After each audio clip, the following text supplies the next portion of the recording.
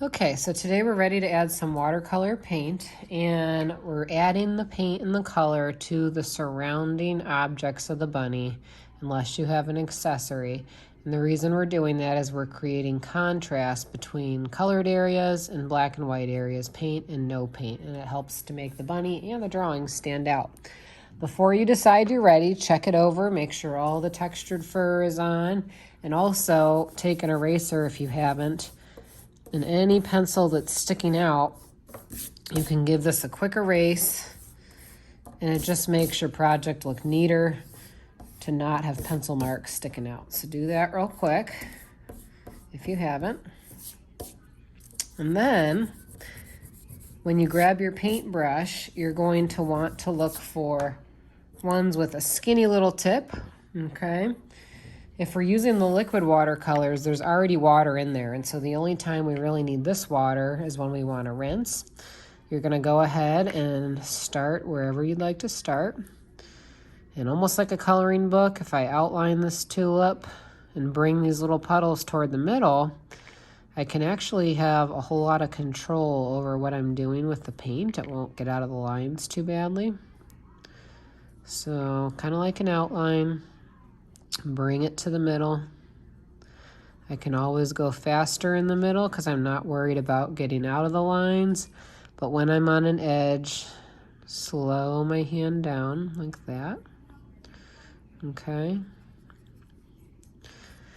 And I purposely don't want to do two things that are right next to each other, both wet at the same time and touching, because it can make the paint bleed. So, excuse me, turn the paper, work on a different object. So I'm going to move down to my bow tie. I'm going to outline the edge, and I see some little puddles there. Bring those puddles to the middle before they drip out. Come over to this edge real slow. Bring any puddle to the middle, like that. Same over here. Outline. Bring the puddles to the middle if there are any. Even if there's not, still bring the paint to the middle. Outline. Bring the paint to the middle, nice and slow.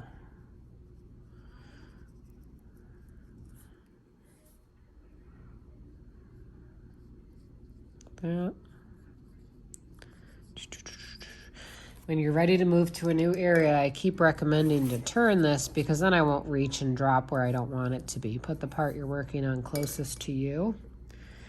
If I'm going to work on a daisy or something that's multiple colors,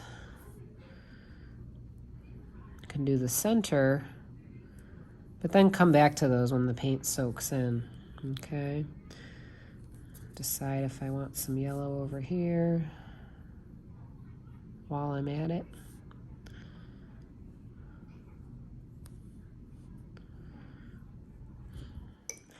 I don't want to do two parts that are touching like this and this, but what I could do is I could do those little center decorations because they're not touching the yellow. So I could do that here, that.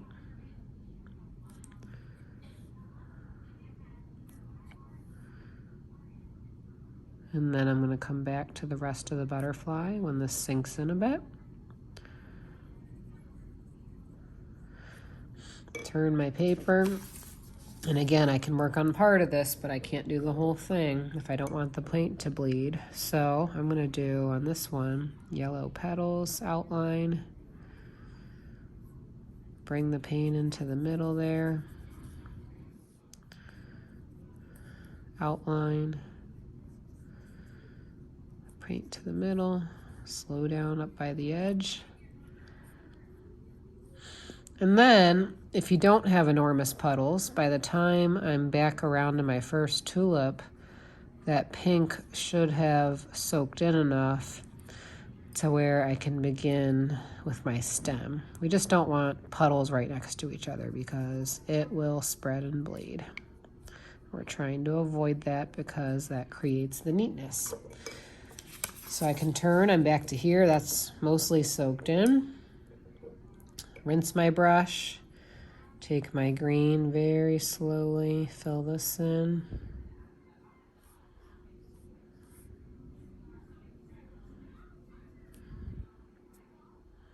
Skinny little parts, you really want to choke up on the brush and slow down. Turn, and over here I haven't done the bug yet, so I could do the leaf, but I'm going to wait on the caterpillar, because if I do the caterpillar the exact same time as the leaf, my paint's going to bleed, and that makes it look messy. So I'm trying to avoid that. Slow down by your edges.